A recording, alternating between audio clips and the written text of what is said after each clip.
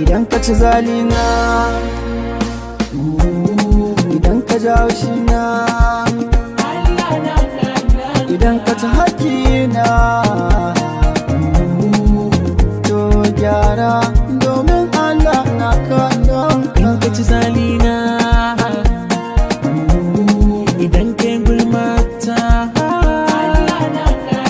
idan ka ci haƙƙina, idan ka ji haushina, to ka san Allah na kallon ka.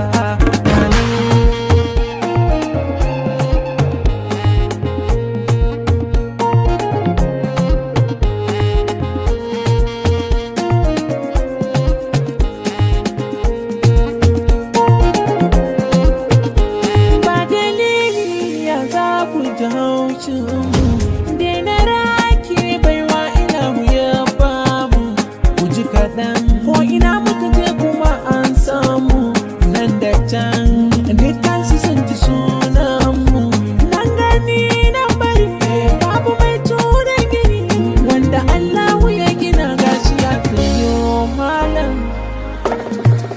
Addu'a ta iyaye ga ta amsu, dan ku albarka ce ke ga harshen su. Dukkanin makiya ba mu babu harkar su, kun gani haƙƙina ba ya kyale su, to gara su daina.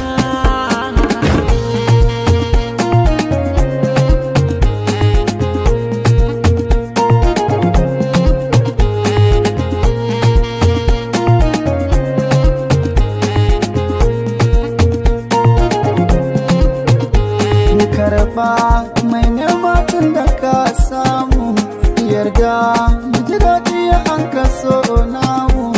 Kauna ta fi komai mi wa junanmu, mu gyara ba korafi a halinmu. Ba komai ba wannan bai zama sauke mara ba, ba ƙarfi ba kuma ba ta zama sanadin mutuwa ba.